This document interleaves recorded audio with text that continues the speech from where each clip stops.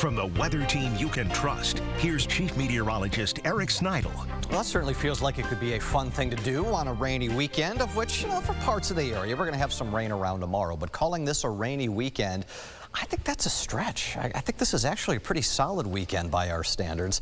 You look behind me right now, we've got the Genesee and Lake Ontario, two sources of water. But, I mean, even at the airport, we're 72 over 71. Your humidity is 97%. There's not much room here for all that moisture to not be condensing out in the form of some patchy fog. So, yeah, that's still going to be a thing all the way through tomorrow. Wildfire smoke will continue to build back into the area, particularly into Sunday and early next week. It will be relatively thick at times.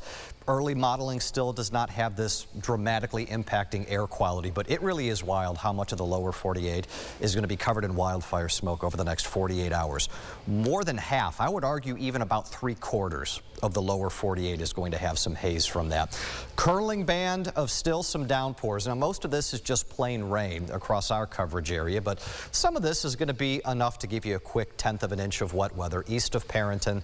That band of rainfall flanks southward, crossing the thruway near the Manchester area. Other portions of the Finger Lakes with a touch more instability still in the air. That is where you've got some claps of thunder that are going to end up being occasionally loud. But you see west of that curling band, not that much happening. So for most of the rest of the area, it's going to be a quiet night. Our issue going into tomorrow is we are still in this overall regime of lots of humidity and just enough going on in the mid-levels of the atmosphere to kick off some additional shower and storm chances almost exclusively on Saturday. See, the difference between our 2 days, not so much in the temps.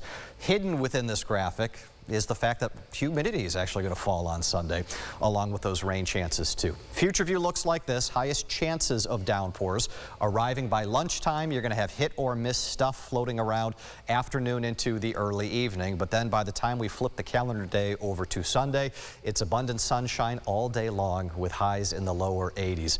August is not typically a month that we see high swings, big amplified pattern shifts, but we can get subtle ones. And a subtle one, I think, is the best way to verbalize next week, especially the second half of the week. Troughing starts to set up across the Great Lakes and New England. That very typically eases us into some slightly cooler territory. Wednesday is going to be some really cool astronomy territory. We've got a partial solar eclipse happening early in the afternoon. In Rochester, it's roughly about 10% of the sun that would be blocked. You need solar eclipse glasses to watch this. It's not totality. You can't do it just with the naked eye. And then, get rid of the glasses for nighttime and just go ahead and enjoy the Perseid meteor shower, which will be peaking Wednesday night and Thursday night. And believe it or not, right now, the forecast actually looks halfway decent to see both of those events. We're back after the break.